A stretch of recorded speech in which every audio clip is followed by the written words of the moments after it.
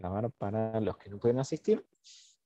Y voy a proceder a compartir pantalla. Bien, los invito como siempre a ejecutar la cola a la vez. De todos modos, esta vez no va a haber tanto ejercicio práctico, sino más para repasar algunas cosas y darle pie a lo que charlaremos con David.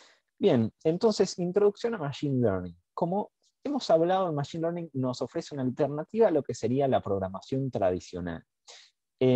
Para pensar un poco la ventaja que nos ofrece, pensemos un poco de nuevo en este caso. Imaginen que tenemos muchas imágenes de gatitos y perritos y queremos clasificar si una nueva imagen es un gatito o un perrito, o simplemente si la imagen tiene un gato. Nosotros ya estudiamos que en programación uno escribe algoritmos, de modo que la idea sería hacer una secuencia de instrucciones que nos permitan clasificar si hay un gato o no. Pero ahora, imaginen que una imagen son muchos píxeles, ¿sí? Y puntos con distintos colores. Entonces sería muy difícil hacer una regla, es decir, bueno, si hay un píxel de tal color y otro al lado de tal otro color, y explicitar un patrón escribiendo una regla, sería muy difícil hacer un conjunto de reglas que sea suficientemente sensible y exhaustivo para, por ejemplo, clasificar imágenes. Lo mismo en este, imaginen que tenemos un montón de imágenes de números escritos a mano y queremos clasificar qué número es una nueva imagen. Eso podríamos intentarlo. Imaginen que tenemos una regla que es, bueno, si los píxeles del medio son todos negros, los verticales es un 1. Pero esa regla es muy, digamos, caprichosa, ¿sí? Inventada, ojo, en base a los ejemplos que se ven. Entonces, en este tipo de tareas, donde uno tradicionalmente pensaría que se requiere algo así como percepción, en estas tareas son en las que a Machine Learning le va a ir muy bien. ¿Y cómo va a funcionar? Vamos a tener un montón de casos de imágenes, de, por ejemplo, 10.000 imágenes de perritos y 10.000 imágenes de gatitos, y el modelo va a encontrar solo patrones para, en este caso, clasificar las imágenes. ¿Sí? Bien, entonces en programación tradicional uno escribe una serie de reglas a mano, digamos, también le da los datos al programa o al algoritmo y de ahí salen las respuestas. En cambio, en Machine Learning, aprendizaje automático o inteligencia artificial, que se suele referir a Machine Learning, uno provee los datos y las respuestas conocidas, por ejemplo, que ya sabemos que estas 10.000 fotos son de gatitos, estas 10.000 fotos son de perros, y así el modelo extrae patrones y encuentra ciertas reglas para esa tarea. Entonces, de acá sale la idea del aprendizaje automático, que es que un programa aprende, entre comillas, ¿no? Si para cierta tarea su performance o rendimiento mejora cuando aumenta la experiencia, entre comillas. ¿Y qué sería la experiencia? La cantidad de datos que el modelo procesa. Esto es algo que hablamos un poquito y vamos a seguir hablando en las próximas clases. Igual pueden ver cosas a consultar.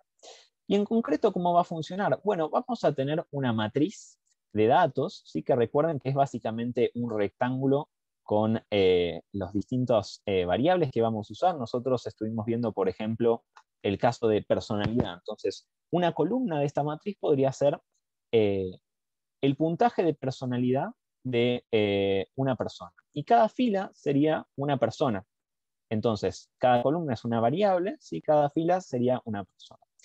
Y esa sería nuestra matriz de variables, que es la información que el modelo va a usar para predecir, digamos, o estimar un vector, o sea, una lista de números de las respuestas.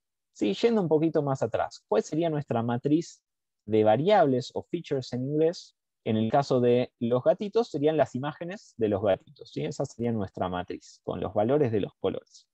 Y tendríamos una lista de las respuestas de para cada imagen si es gatito o no es gatito, ¿sí? Ahora iremos con ejemplos más serios en neuropsicología, pero para que se entienda, estaríamos con estas estructuras de datos, ¿sí?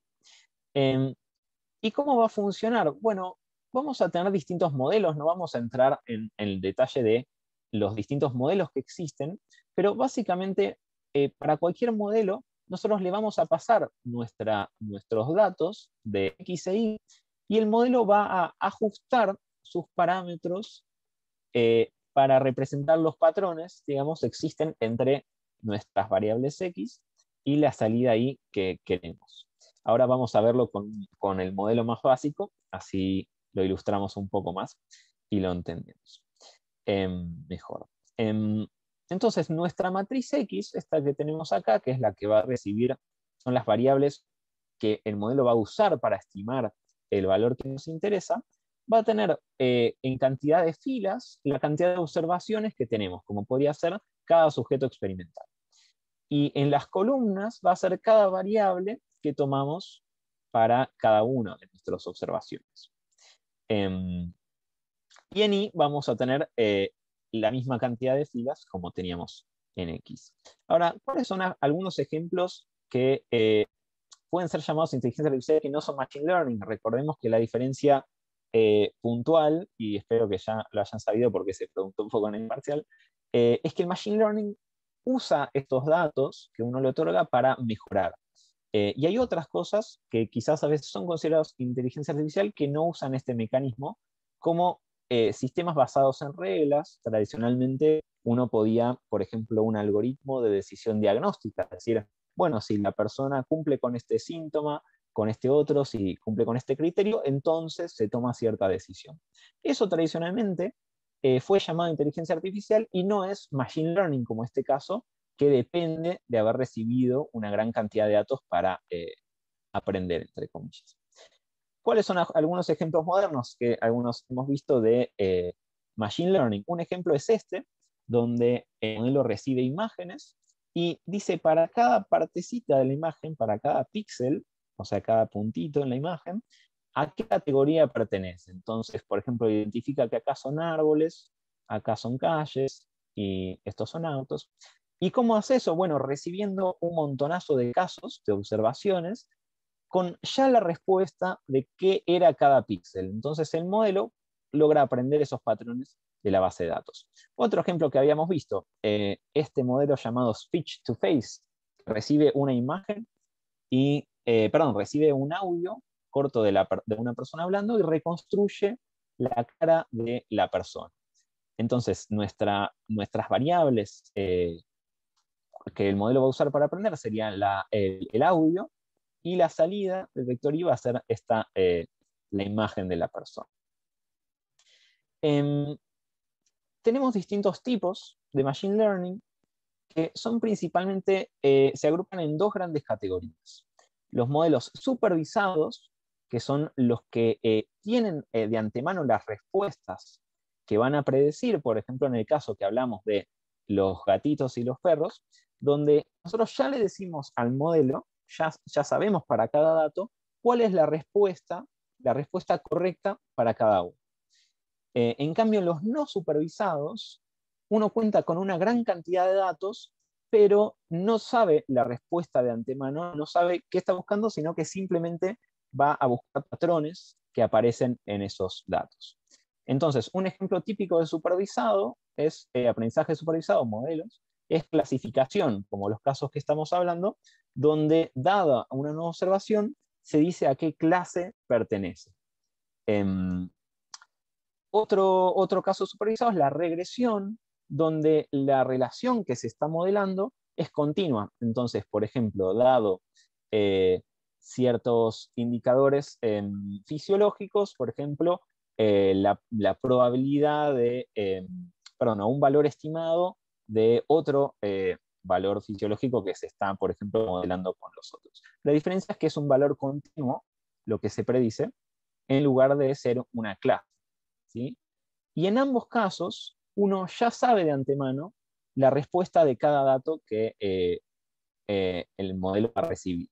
En cambio, los no supervisados, y nos vamos a enfocar en el caso de clustering, se encuentran patrones, como podría ser clusters de personalidad en base a un gran conjunto de datos y comportamientos distintos, por ejemplo. Entonces, uno no sabe de antemano las categorías en las que quiere clasificar a las personas, o a las observaciones, mejor dicho, sino que van a aparecer solos, vamos a buscar cómo se agrupan los distintos datos en nuestra base. Entonces, en el aprendizaje supervisado, ¿cómo va a ser el proceso? Bueno, vamos a tener datos de entrenamiento que pueden ser Perdón, datos... el Sí. supervisado de regresión no me quedó claro. Bueno, en la regresión, la salida del modelo va a ser un número continuo. Esa va a ser la diferencia. Entonces, si uno quisiera estimar horas de sueño a partir del tiempo de reacción, algunas otras características de comportamiento de la persona, por ejemplo, y con eso quiere predecir cuántas horas había dormido la persona, en ese caso lo que te dice el modelo es un número continuo de cuántas horas durmió, por ejemplo. Y eso sería una regresión, porque la salida es un número continuo. Esa es la diferencia. Y en la Perfecto, clasificación, gracias. la salida sería, por ejemplo, durmió poco o durmió mucho, ¿sí? Y ahí son clases categóricas. Esa es la diferencia. Y en ambos casos, que son supervisados, vamos a tener datos de entrenamiento, que es la base de datos a partir del cual el modelo va a ajustar y va a encontrar esos patrones, y vamos a tener las etiquetas o las respuestas correctas de cada uno, ¿sí? Entonces el modelo va a tomar esos datos de entrenamiento, los va a procesar en un formato que le convenga al modelo, ya profundizaremos más sobre esta parte, y se va a ajustar el modelo ya con las respuestas correctas, permitiendo que una vez que el modelo ya está ajustado, ahora vamos a ilustrar un poco más qué significa exactamente eso, vamos a poder darle una nueva observación como un nuevo sujeto para predecir, entre comillas, predecir, estimar la etiqueta o la respuesta correcta para el ejemplo nuevo. Y ahora vamos al ejemplo de base. Y esto resume la gran mayoría de lo que es Machine Learning. La regresión lineal. Entonces, imaginen que tenemos una sola variable a estimar, nuestra salida, que puede ser, por ejemplo, esta de horas de sueño. Y en nuestro eje X, la variable que vamos a usar para predecir va a ser tiempo de reacción. Entonces, en este gráfico, el eje X horizontal sería el tiempo de reacción, y en realidad tendría que ser al revés, ¿no? Porque nos daría una reacción negativa. Entonces vamos a decir tiempo de sueño y demora en respuesta en vez de, vamos a decirlo al revés.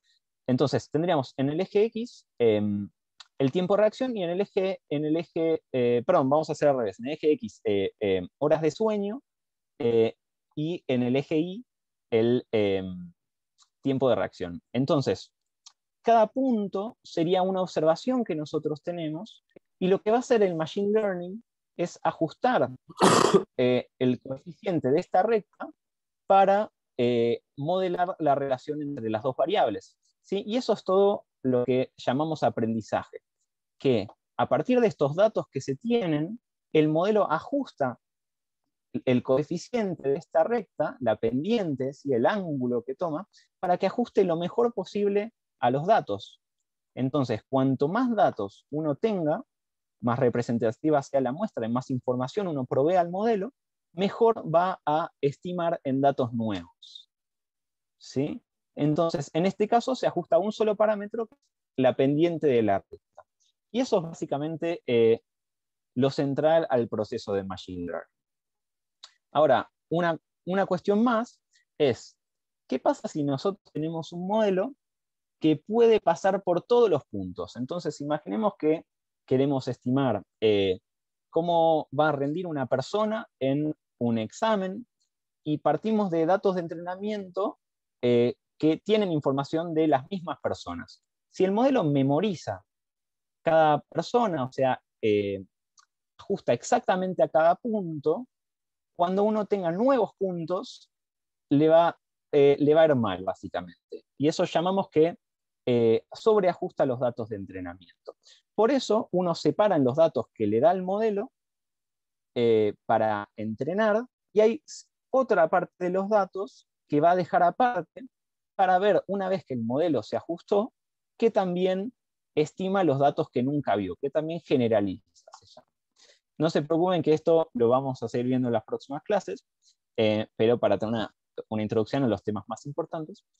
Y en este caso, nosotros ya sabemos la variable que vamos a estimar, ¿sí? Que en este caso la tenemos en el eje Y. Y este sería nuestro modelo, que es la recta. Ahora, hablamos del otro caso, que es no supervisado. Y el ejemplo típico es clustering, que es encontrar grupos. Entonces, un ejemplo sería si nosotros tenemos nuestros puntos de las variables, es encontrar cómo se agrupan mejor, por ejemplo, en este caso que se encuentra este grupo rojo y este grupo azul, que son parecidos entre sí, pero nosotros no teníamos de antemano esas respuestas de a cuál pertenecía cada uno de los grupos. Y bueno, ese es un ejemplo de no supervisado, este es un ejemplo de supervisado, y esto es básicamente todo el núcleo del proceso de Machine Learning, cómo se ajusta los parámetros del modelo en función de los datos que uno le pasó. Bien, ahora para ejemplificar un poco con lo que nos convoca en la materia, vamos a darle la bienvenida a nuestra invitada de honor, Diana Bruno, que nos va a comentar algunos casos de aplicación. Dale. Bueno, hola a todos, supongo que me vas a ayudar, porque... Por supuesto. Muy bien. Presentate un poquito, Dai, si querés. Pero los chicos ya me conocen, sí, yo me presento, bueno, si quieren. ¿Todos han cursado ya con vos? Creo que sí. Los de tercero sí.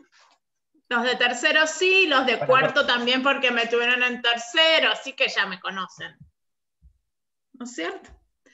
Pero bueno, para presentarme rápidamente, soy la directora del Instituto de Investigación de la FACU y doy clases en la materia neuropsicología y en la optativa TIF, en grado, y en algunos cursos de posgrado de la FACU.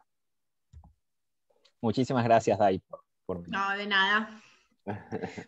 Bueno, Mati me pidió que prepare una clase sobre los usos de la inteligencia artificial en psicología. Como yo hago neuropsicología, sesgué bastante a los usos en neuropsicología.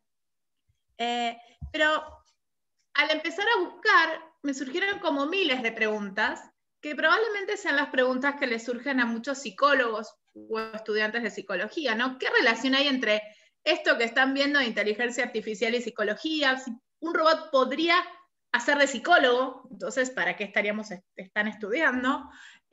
Si va a llegar el momento en que las máquinas van a ser capaces de comprender todos nuestros problemas, estados de ánimos, si va a ser tal el nivel de conciencia que tengan que no va a necesitar analizar datos, pero al mismo tiempo la máquina va a poder entender o comprender el código deontológico, el código ético de la profesión. ¿Quién va a responder si hay algún problema? Si hay una violación al código deontológico, ¿no? Que muchas veces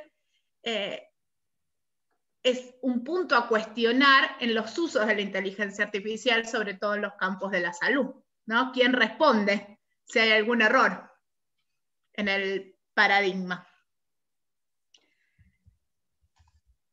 ¿Quién tiene la culpa si un auto autónomo atropella a un conductor? Exactamente, ejemplo, ¿no? Es como la misma pregunta. Que ya existen, ¿no? Los autos automáticos. Claro. Sí. Entonces, pero cuando los que estamos detrás somos profesionales de la salud, que tenemos matrícula, bueno, ¿cuánto de responsabilidad tenemos en función de esto que sugerimos, o de esto que creamos, o de esto a lo cual aportamos? ¿Sí?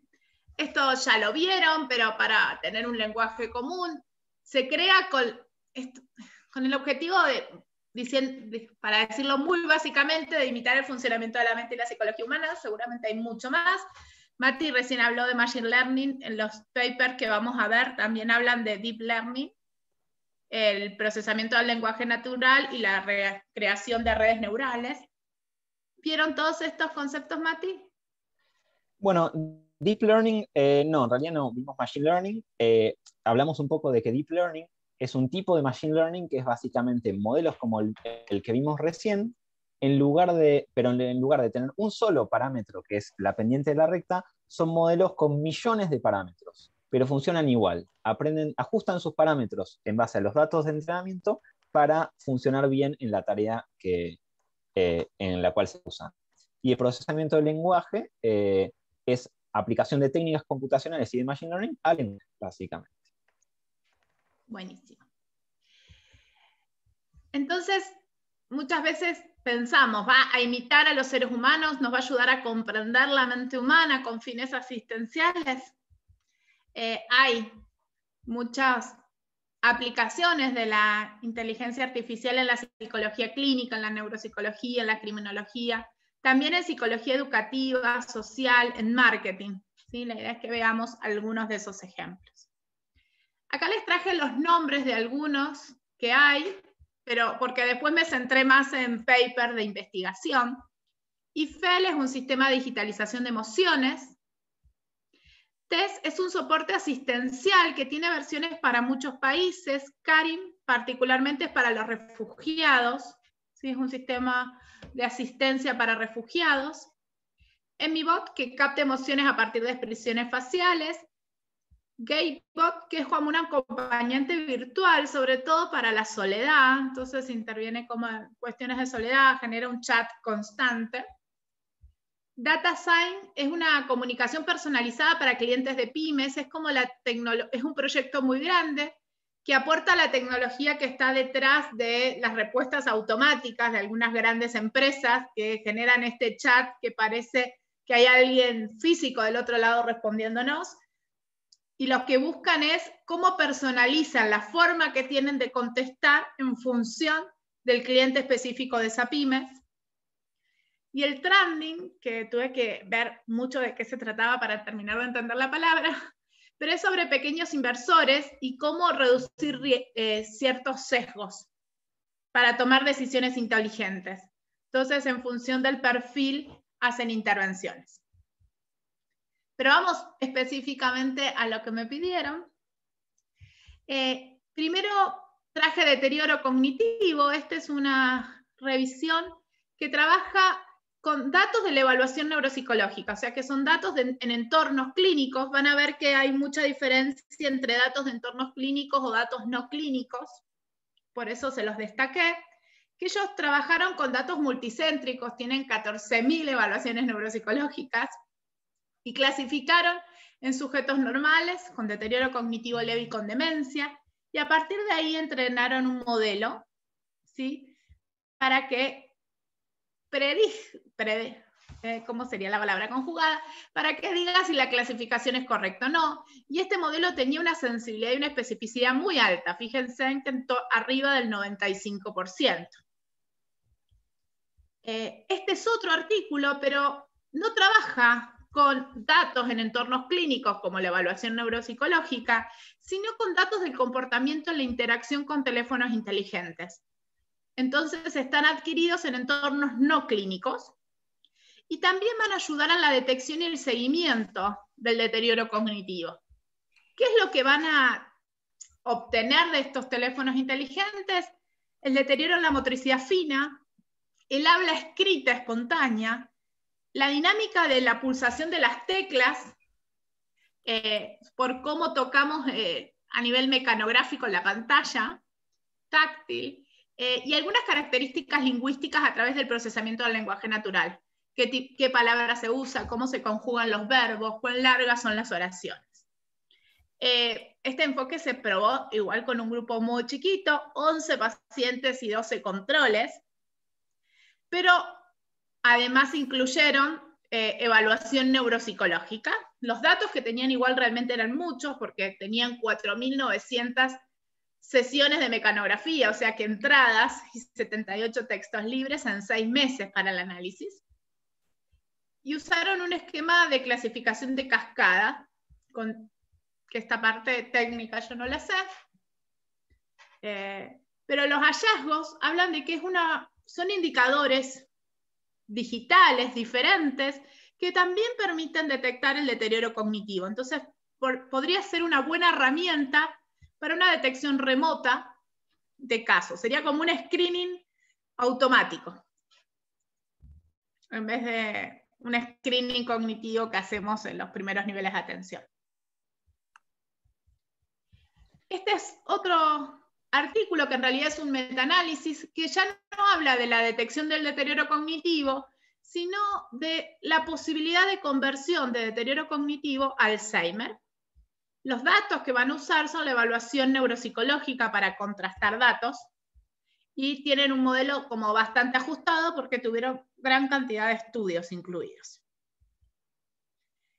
En este otro estudio ya no usan la evaluación neuropsicológica, sino que usan datos de electroencefalograma, o sea, datos clínicos, pero en otro nivel, y utilizaron como marcadores también de desarrollo de demencia temprana.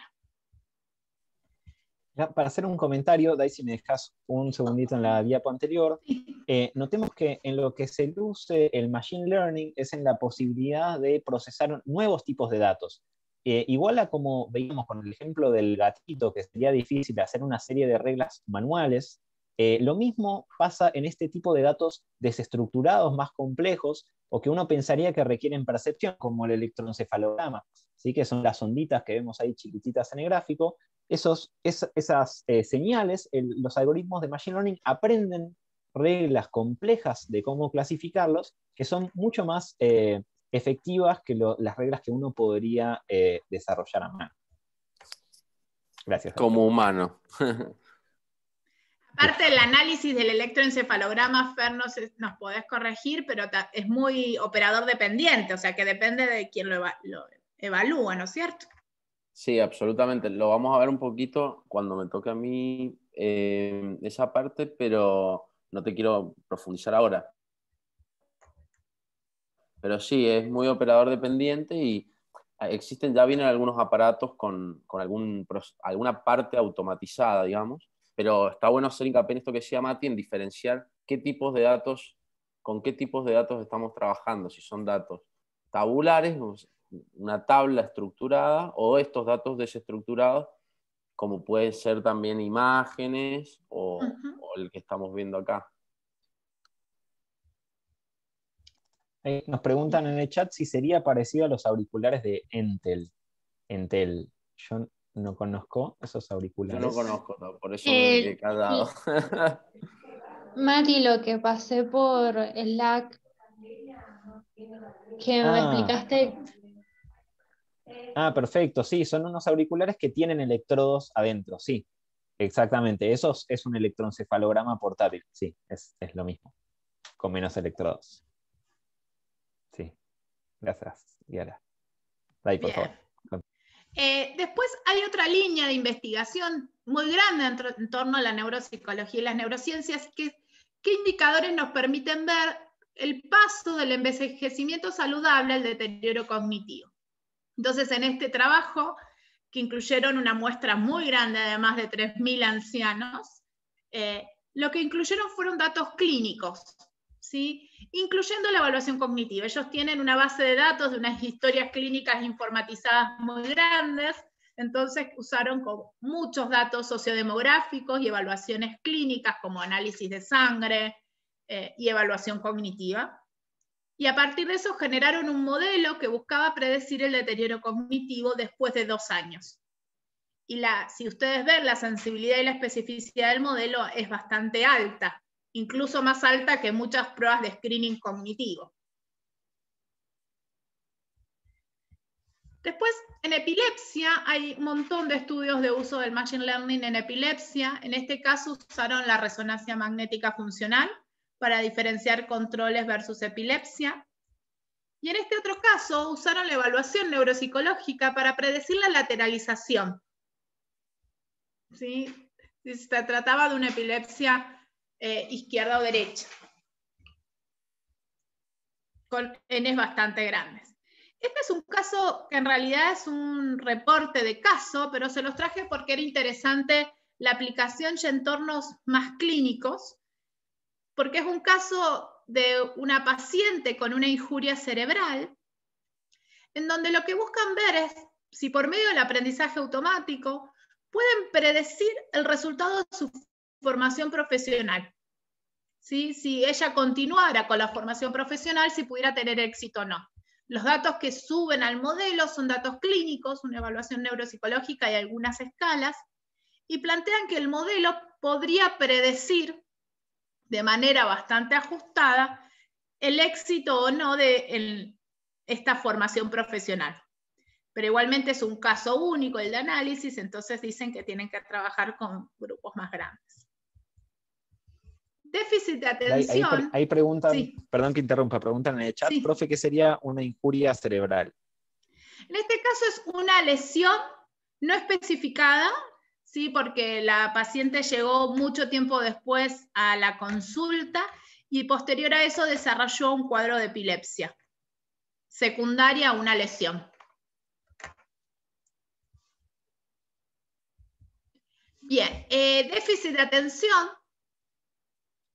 En la evaluación actual, o sea, el diagnóstico actual del déficit de atención es por una evaluación clínica, en general pruebas escritas, una evaluación neuropsicológica, y la investigación en curso del déficit de atención busca encontrar las bases neurofisiológicas de este trastorno para ver si se logra llegar a un diagnóstico más objetivo, porque sabemos que las alteraciones de la atención están en muchas patologías dentro de la psiquiatría. Entonces, ¿cómo a partir de datos neurofisiológicos se puede llegar a un diagnóstico más preciso?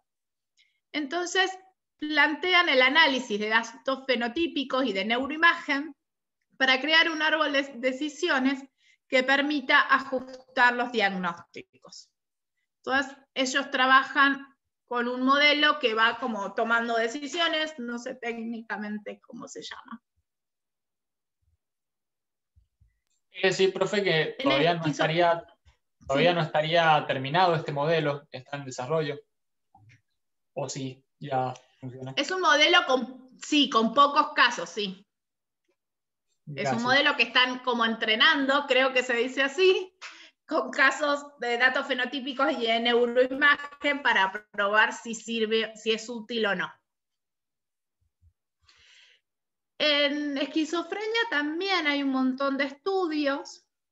Este es uno que lo que busca es clasificar los tipos de esquizotipia usando la resonancia magnética funcional. Lo traje sobre todo porque explicaba muy bien el proceso del entrenamiento del modelo, ver qué pasaba con eso y cómo, si clasificaba o no después los casos. Quizás Mati, vos nos lo puedas explicar mejor, pero es con datos de resonancia magnética funcional. Sí, ya entraremos un poco más en detalle después sobre los tipos de modelos y cómo hacen, pero creo que los principios generales los tenemos. El tipo de datos de resonancia, que se extraen ciertas variables de eso y se ajusta el modelo. Está perfecto. Entonces, para entrenar el modelo, trabajan con un grupo control y un grupo target, o sea, como hacemos en todas las investigaciones, el grupo experimental y el grupo control, y a partir de ahí, ¿cuáles son los predictores? Este es otro estudio que también trabaja con resonancia magnética en esquizofrenia sobre la posibilidad de generalizar el modelo para la clasificación de la esquizofrenia, y ellos comparan distintos modelos con validación interna o con validación externa. Igualmente estos modelos, sobre todo en esquizofrenia, pero es lo que pasa en general en todas las investigaciones en psiquiatría, tienen menor sensibilidad y especificidad. Si vemos, los puntos no llegan a 70. En cambio, los que vimos en demencias están arriba de 90. En autismo, que es algo que me llamó la atención encontrar, están trabajando con datos de resonancia magnética, ¿sí? En un paradigma también para el diagnóstico del trastorno del espectro autista. Incluso esta es una revisión sistemática, un metaanálisis, por lo cual hay muchos estudios sobre el ARI. Si ven la curva de Rock, el modelo parece ajustarse bastante bien y permite diferenciar entre grupos, con buena sensibilidad.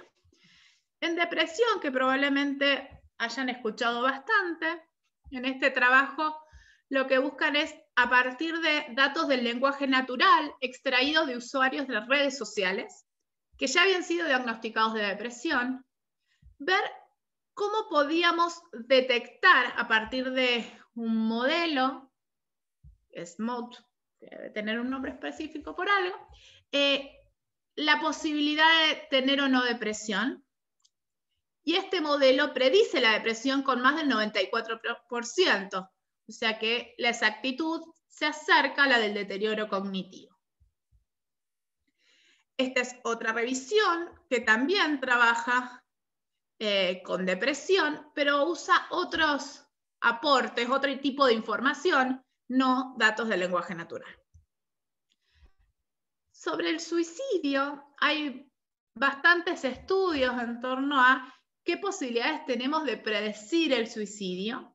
El gran problema acá es ético, ¿no? Y la cuestión del suicidio es algo que en general a todos los profesionales de la salud nos pone en jaque, porque ¿cuál es nuestra responsabilidad en torno a que un paciente se suicide o no?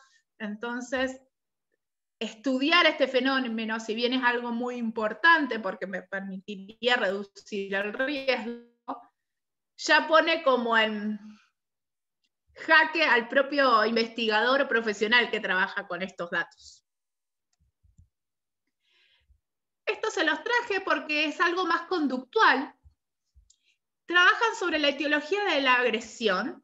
Para eso buscan ver si el aprendizaje automático permite detectar la agresión, o sea, analizar, porque esos son dos estudios relacionados. Este es un paradigma con animales. Si por medio de análisis de paradigmas supervisados y no supervisados, podemos detectar la etiología de la agresión. Ellos hablan de distintos tipos de agresión y el material que usa son videos de los ratones. Entonces trabajan en base a esos videos. Y sí destacan, que esto lo marqué sobre todo porque Fernando es un poco fanático de esto, en la discusión de la importancia del código abierto para este tipo de investigaciones, porque permiten ajustar los modelos más fácilmente. Y este va de la mano del anterior. Ellos en esta investigación trabajan sobre el riesgo psicosocial en conductores de colectivos. Si no mal me acuerdo, era en Colombia. Bueno, quizás le está errando. En el modelo lo que buscan es si pueden predecir el riesgo psicosocial en estos conductores. Entonces trabajan con un modelo que a partir de los análisis de los factores de riesgo y de su evaluación, analizan los datos y ven si por medio del modelamiento pueden tomar decisiones, ¿sí?, que permitan determinar inferencias causales y gestionar mejor esos riesgos. Y para terminar, si bien todo lo anterior eran investigaciones en torno a la utilidad de ciertos paradigmas para el diagnóstico, para el tratamiento, estas dos revisiones nos permiten como organizar en torno a la investigación, ¿sí?, el machine learning en investigación, particularmente en psicología. Y plantean que hay dos tipos de estudios, los que desarrollan modelos y prueban modelos, y los que hablan sobre la viabilidad de una herramienta en un tratamiento. ¿Sí? Entonces ya no es generar un modelo, sino evaluar la viabilidad de una herramienta. Y para esto usan las dos técnicas que les nombró Matías al principio, las de aprendizaje supervisado y no supervisado. Y plantean que el aprendizaje, la inteligencia artificial o el machine learning, va a generar posibles beneficios en el análisis de los indicadores de si un proceso terapéutico va bien o va mal, la adherencia, las habilidades de un terapeuta, la predicción de respuesta a un tratamiento, para poder hacer ajustes durante el mismo. Pero para terminar, así nos quedan algunos minutitos para discutir. Me parece, este cuadro a mí me encanta, ¿no?, que nos hace pensar qué hay detrás de los datos, ¿no? Porque si esto solo lo vemos, todos me van a decir es una pipa, pero la frase de abajo dice esto no es una pipa, porque es el dibujo de una pipa. Entonces, cuando analizamos los datos, yo creo que hay que pensar qué hay detrás de esos datos, qué es lo que no vemos sobre esos datos, que me parece que es lo que nos interpela también como profesionales de la salud que vamos a utilizar los paradigmas de machine learning o inteligencia artificial en salud mental. Bien, ese fue mi resumen. Muy bueno, Muchísimas gracias, Dai, genial ver todas las aplicaciones. Bueno, aquí abrimos un poco el escenario a consultas que tengan sobre estas aplicaciones que vimos. ¿Qué se les ocurre?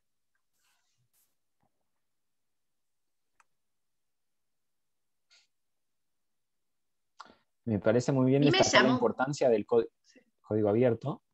Perdón, Dai. Sabía Sí, que iban contanos, a contanos. decir eso. ¿Te llamó la atención? No, que a mí me llamó mucho la atención la gran diferencia que hay, cómo se repite el patrón, que bueno, es esperable que eso pase, de el análisis de los datos en enfermedades neurológicas como neurodegenerativas como las demencias en contraposición con las psiquiátricas, ¿no? Ujú. Que si bien hay intentos para usar estos paradigmas, para comprenderlos mejor, la limitación sigue estando, ¿no? Entonces la Y esto, limitación no es en el uso de los datos, sino en la patología en sí misma. y mucho por ahí tal vez, no sé qué opinás vos, Mati, se armó un debate acá, pero yo creo que tiene mucho que ver con los datos con los cuales uno entrena el modelo, ¿no? O los modelos. Un algoritmo nunca va a aprender no va a aprender de datos que no tiene, digamos, eh, por resumirlo de alguna manera, ¿no? Sí, el tema de qué también generalizan, ¿no? Sí, sí, sí. Sí, es como llamativo. También es cierto que uno se siente más cómodo en la detección del deterioro cognitivo, si es una demencia, si no es una demencia, es como, para nosotros a veces es como más fácil de manejar, pero otras patologías más complejas que no sabes cómo es la evolución o cuál es específicamente el diagnóstico en torno a las enfermedades psiquiátricas es un poco más complejo, porque no es que tenés una resonancia o un electro que te confirmen tu hipótesis, ¿no? Que quizás también eso haga que los modelos tampoco tengan tantos ajustes. Claro. Bueno, para mí un gran aporte de Machine Learning a lo que es la salud en general va a ser justamente el aporte en la nosología, porque hace rato que se sospecha, y ya lo vienen diciendo desde el DSM-4 y 5, que muchas categorías diagnósticas que tenemos como entidades separadas, en realidad son manifestaciones de variables continuas, ¿no? Son Claro. síndromes dimensionales, y eso es simplemente por comodidad en el manejo clínico que se categoriza. Y ahora con Machine Learning se puede encontrar las relaciones en un mismo espacio continuo de los distintas síndromes y cuestiones que consideramos categorías aisladas. Eso me parece que va a ser un gran aporte y va a avanzar bastante en cómo se conceptualizan los trastornos en salud mental.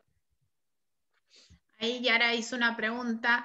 Estos modelos, para determinar si hay una esquizofrenia y en ese caso de qué tipo, los modelos que buscaban entrenar incluían datos de resonancia magnética funcional, además de datos clínicos.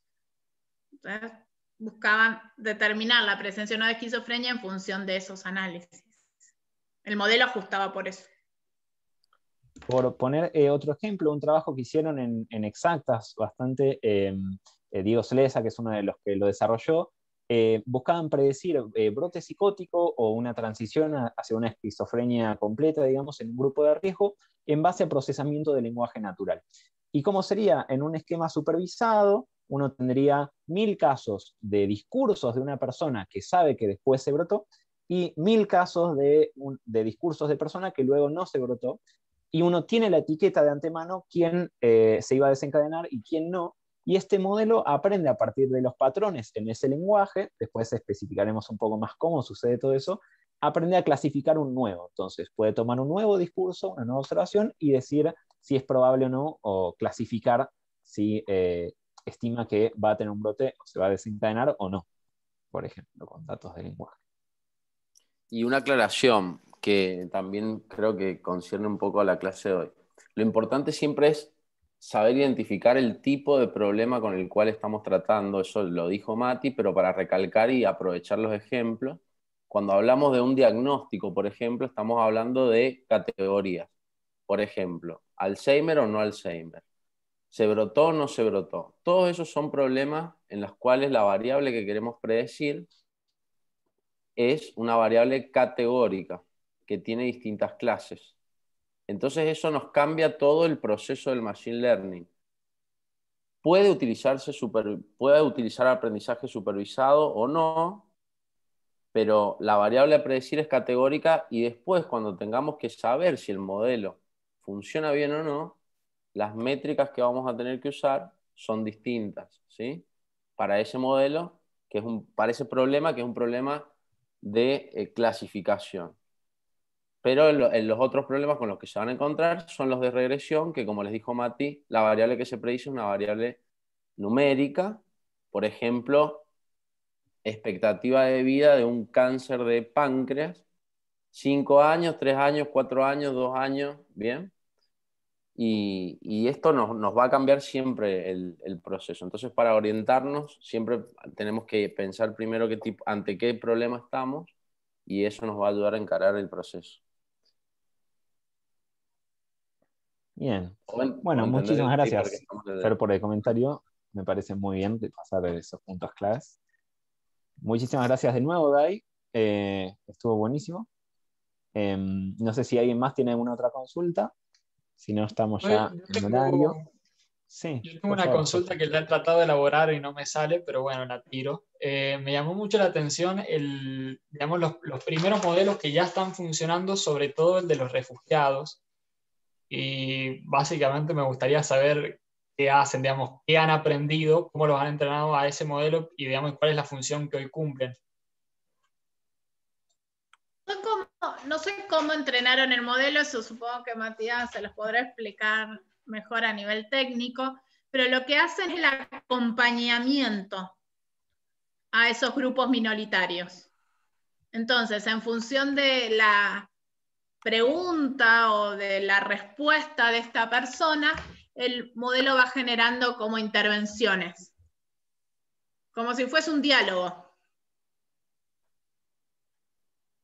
Y está como probado o adaptado para distintos grupos minoritarios. Claro, se me ocurren problemas que pueden pasar por eso, pero bueno, interesante. Interesante que existe. Genial. Genial que se te ocurran. Eso está muy bien. Eso es lo que hay que hacer. Hay que problematizarlo. Sí, una parte, nosotros habíamos hablado en la primera clase de 3 distintas intenciones para las cuales se puede usar Machine Learning: inferencia, automatización o predicción, ¿no? Entonces, estuvimos hablando bastante de predicción, ¿no? Que también predice, sin importar mucho cómo entiende o por qué, cuáles son sus métricas de especificidad y sensibilidad. Esa es la parte de predicción. Pero quizás nos interesa no que predecir nuevos valores, sino que entender cuáles son los factores que influyen en alguna salida. Y ahí hay herramientas técnicas para analizar qué es lo que un modelo aprendió de los datos para decir si la probabilidad de algo es mayor que otra cosa, por ejemplo. Iremos hablando de eso en las próximas clases. Bueno, creo que estamos por hoy. Y un tip Entonces, más, sí, diría, que creo que fue el tip más grande que me dieron cuando empecé a aprender esto. Cuando tengan una pregunta, tal vez le van a quedar preguntas, a veces da vergüenza preguntar en una clase. Acá todo googleenlo. Igual son más centennial que nosotros, ¿no? Obvio, deben googlear mucho más, pero todo está en Google. Y lo usamos muchísimo para programar o para resolver un problema o para buscar la métrica más apropiada o para saber si un problema es de clasificación o de regresión. Todo.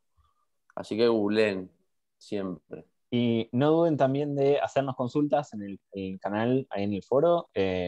Cualquier cuestión, cosa que les haya llamado la atención o dudas sobre la materia de clase, pueden consultarnos por ahí y responderemos a la brevedad. Bueno, espero que les haya gustado mucho la clase. Entonces, si no hay alguna otra consulta, ahí tenemos otra consulta. Perfecto. Candelaria nos dice: profes, no me queda claro si solo se usan para predicción y diagnóstico o también para recuperación y tratamiento. ¿Qué dicen, Daifer? La mayoría de los modelos hasta ahora, o sea, así como toda la investigación clásica, el 70% se dedica a diagnóstico y el 30% o menos a tratamiento. Esto es un poco igual. La mayoría de los modelos están con diagnóstico y hay algunos para tratamiento, que por eso se los traje. ¿Se acuerdan el de la injuria y la posibilidad de éxito del tratamiento o no? O algunos de depresión, pero son muy poquitos. igual diferenciemos que una cosa es la tendencia en la investigación de a qué suelen aplicar, y otras son las posibilidades del Machine Learning, que tranquilamente se pueden aplicar a cualquiera de estos aspectos. ¿Sí? Puede recomendar terapias, puede monitorear una recuperación, predecir quién va a dejar de adherirse al tratamiento, por ejemplo, o demás, son todas posibilidades del Machine Learning. Exacto. Incluso hay algunos Hay modelos, modelos.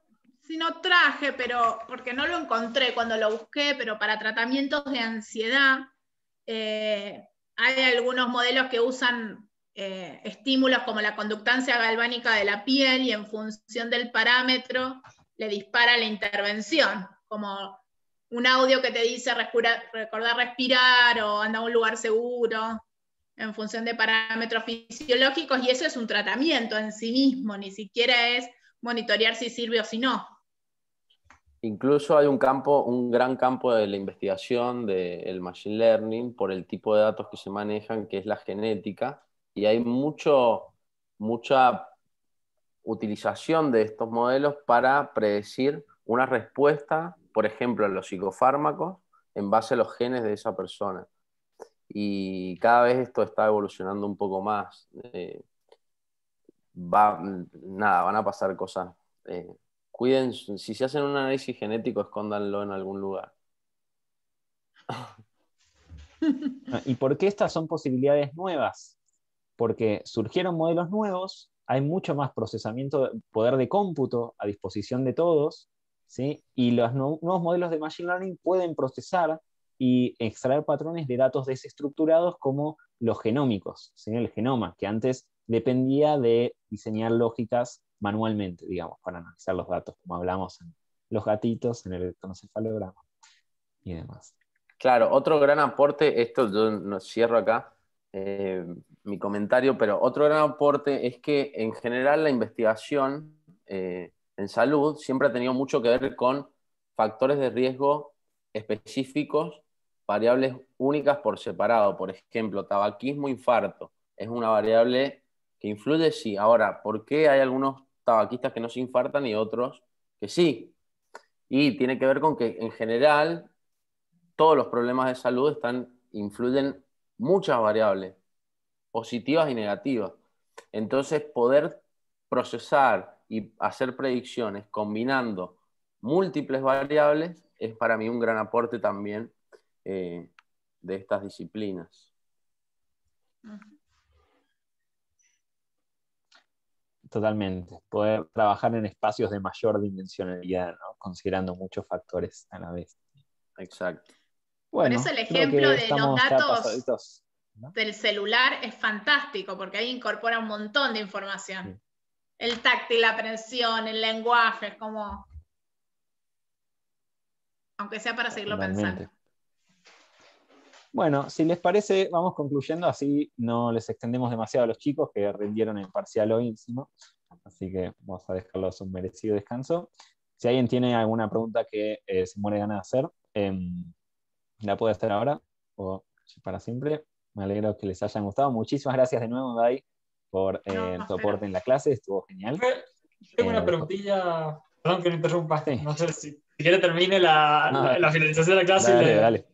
Bueno, tiene que ver con la promocionalidad, porque lo que estamos en tercero no tenemos, digamos, rendida claramente la correlativa de estadística porque la estamos cursando. O sea, nosotros no vamos a poder promocionar.